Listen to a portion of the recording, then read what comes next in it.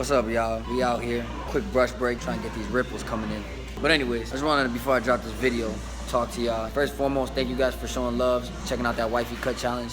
If you haven't checked it out, make sure you go check it out. You know, this is something to hold me down to the beard grow back, because, you know, wifey had a little accident. She messed up with the trimmer. It wasn't my fault. For all those comments that said it was my fault, it wasn't my fault. She just be tripping sometimes. I'm a local dude. I got a local woman at home. My son's gonna grow up to be a local kid. So, I mean, it's a family lifestyle. It's just something we live. Hey, look, man, we almost at 2K, so keep showing love. Appreciate y'all for that. In this video, I'm gonna be doing a one on top, high ball fade, because the client suffers from alopecia. I'm gonna show you a few different balding spots on his head. I'm also gonna do a faded beard. If you guys got any questions, please leave them in the comments below. Let me know. Let's get to it.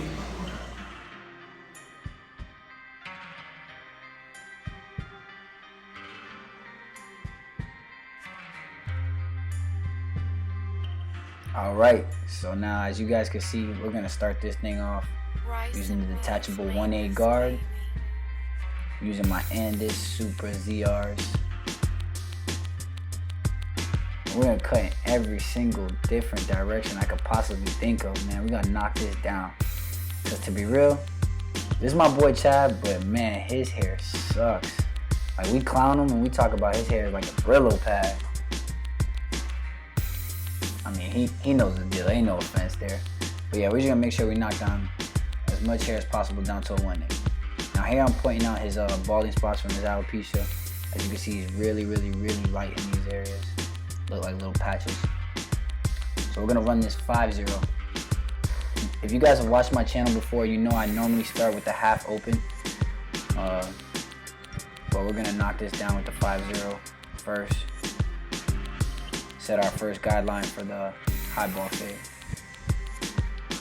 And if you guys see he has a little mole back there, you want to be, cognizant of that. Make sure you don't cut him, don't want him bleeding. Got our ANDIS shaver. And this is a high ball fade. So if you notice, I'm going in a downward motion right now. And that pretty much is like cutting with the grain.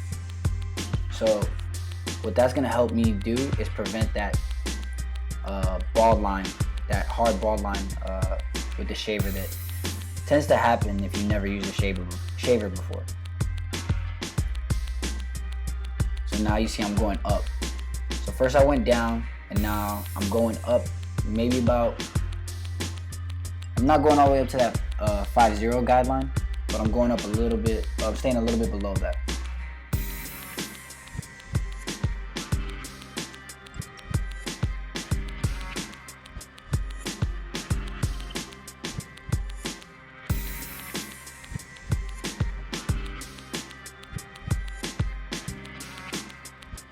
And as you guys can see, I always keep that brush in my hand, even if it's a shaver.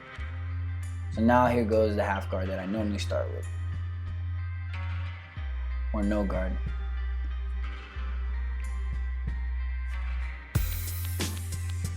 So we're gonna start open, closed, and then work our way back to open. So I'm getting a nice little guideline right here. Got it open all the way.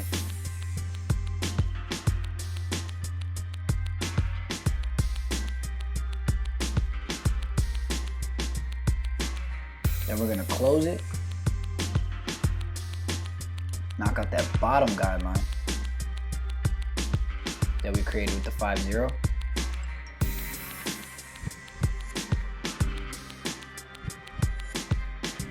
If you notice, I'm stretching the skin. Throughout this whole haircut, you'll see me just stretch the skin as much as possible to ensure that my clippers are getting as close as possible to make this fade as clean as possible. Excuse me. Gradually opening up, little by little, being patient, taking my time, letting the clippers do their job, not really digging.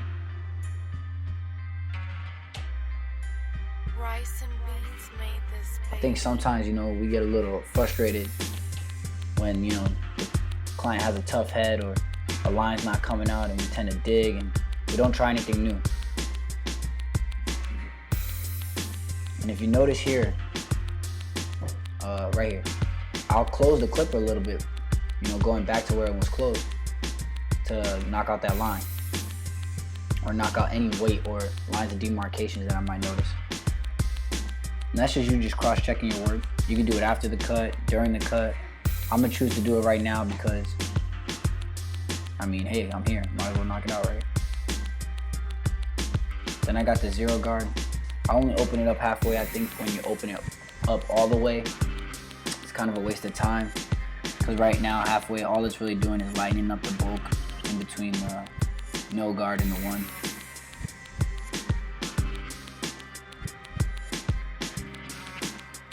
Then we're gonna close this guard and just that fine thin line that you see right there that I know is really faint, we're gonna just knock it out with the lever close. And yeah, guys, I understand that this is a simple ball fade, you know, for more of those advanced barbers. So I got the 2 guard closed here. I'm gonna be doing his beard right now. And I know, like I said, I know it's kind of a simple fade to do, but you know, it's crucial. It's something, you know, goes on a lot in the barber industry. People struggle with that shaver line. People struggle with the razor line. And that bald to hair transition. The skin to hair transition. I know it's hard for some people. So on the beard, we're gonna reverse it. So we're going backwards now, right? We're going down versus up. Got the 5-0 now. So the 5-0 here is the top of our fade, and the shaver is the top of our fade versus being the bottom of our fade. So we're reversing it backwards, right? Same steps though. Now we got the no guard closed, gradually opening, just little by little.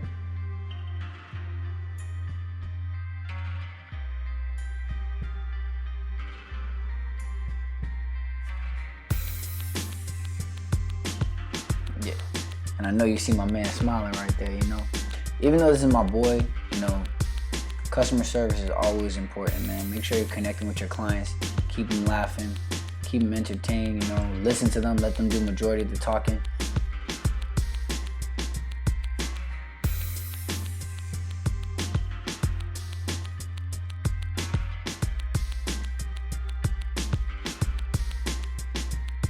So now we got that 1 guard closed. We're gradually opening it back to the 1 guard open. We're gonna pass back with the 0 guard halfway and then closing it eventually. And this is what's gonna tie the fade all together. And you can see how that's starting to all come together. We got the 1.5 guard open. Move some of that bulk that was left behind with the 2. Then we're gonna just close it, and that should tie it all together right there. So what do you do when it doesn't?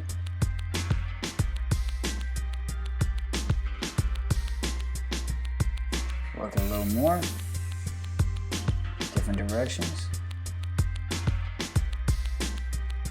And if that doesn't work, you cross check. So now you can come back and pass with the 1 guard open. Just using the corners, trying to knock out all those dark spots.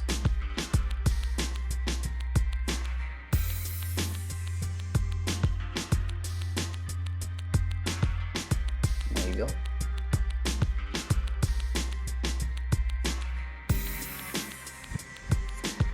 Now we're gonna take our trimmers. So, if I know my client's getting a razor, my trimmers are literally a guideline. They're a soft guideline. I'm not gonna sit there and make this crazy definitive line and then, you know, burn out my client's skin by going over and over and over again, because I'm gonna pass back with the razor anyway. So I'm gonna use the trimmers just to make a nice little guideline. So whatever you do to one side, you do the other, right? So now we're just gonna repeat the process. 5-0.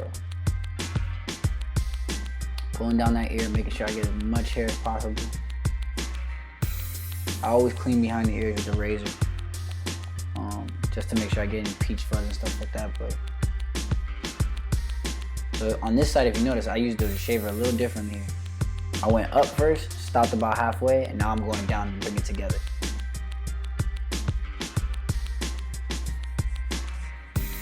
Pretty much what I want to happen is I want to go from skin bald to a little bit of stubble into the half, into the 1, and then the fade is complete.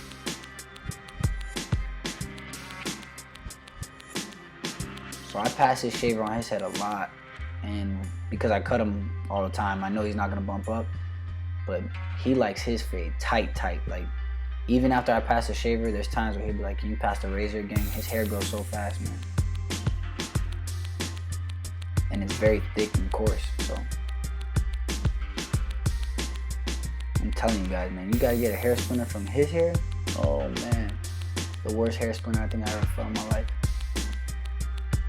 So we got that, no guard open, half, gonna pass it all the way around, create a nice guideline. You wanna make them proportionate, but I think barbers spend too much time trying to make sure that their guidelines are perfectly straight, perfectly even. You wanna make them proportionate, but it doesn't have to be like, every hair doesn't have to be in a row, you know what I mean? Like, you shouldn't have one part of your guideline 4 inches wide and another part an inch wide, you know what I mean? But if they're hair off, don't take all that time trying to fix it. And as you guys can see, we're just gradually opening.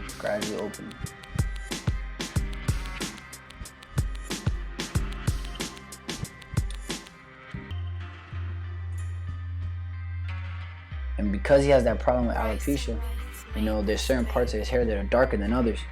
So if you guys pay attention, you'll notice that I'm maneuvering the lever open and close over and over to ensure that I'm getting all those dark spots or lines of demarcation that look like bulk.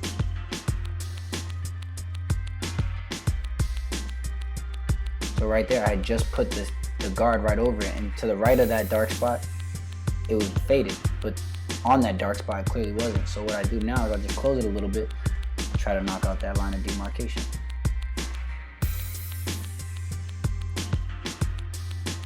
When you see me do those quick strokes, that's literally me just using my corners. Use my corners very heavy, very heavy.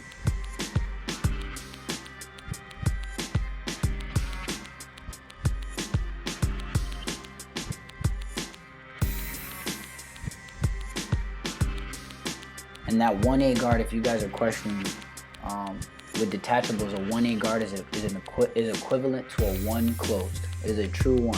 A 1A is a true 1.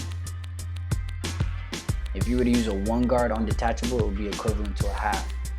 So be cognizant of that.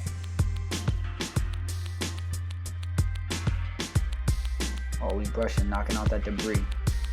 It'll let you see where your fade's going.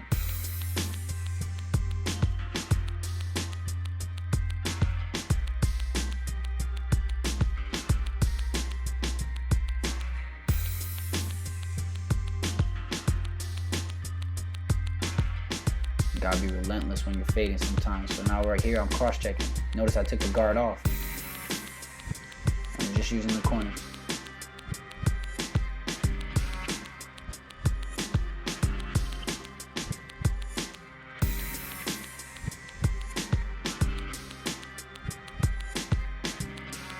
Do the same thing to the beard on this side. If you guys are familiar with Angel Raw's, you know he rocks a beard like this. He does a little bit of a different technique where he kind of like guides the half all the way through the beard, which I think is pretty cool. If you guys ever get a chance, check out his how he does his faded beard. Pretty dope. This is how Chris Loco does his, you know what I mean?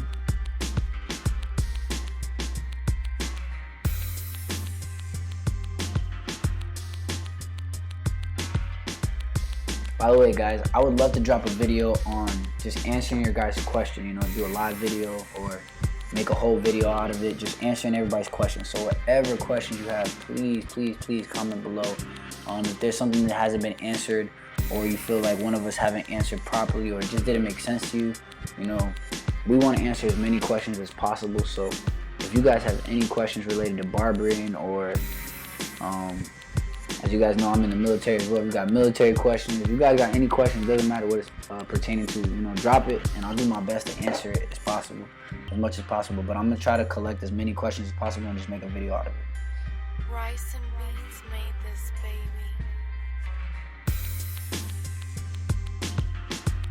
Always brush, cut, brush, cut, brush, cut.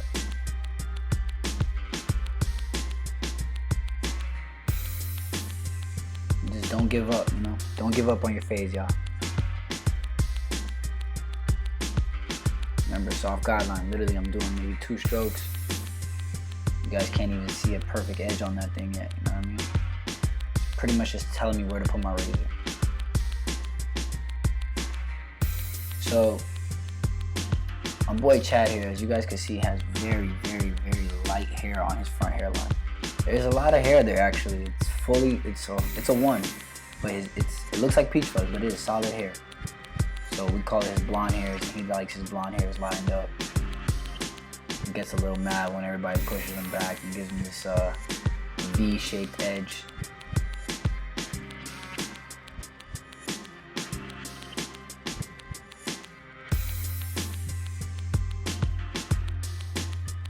Using the corners.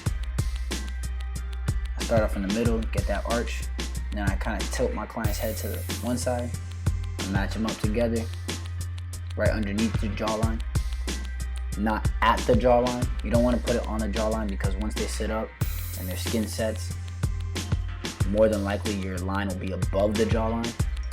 So you want to be careful with that as well, guys. Same thing this side, match it up.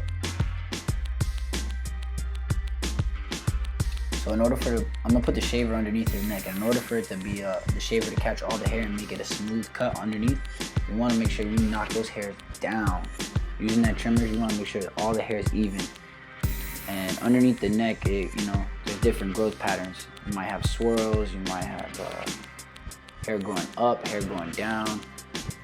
You want to make sure you're using the trimmers to knock all those hairs down as short as possible so that you can pass the shaver and give them a smooth shave underneath.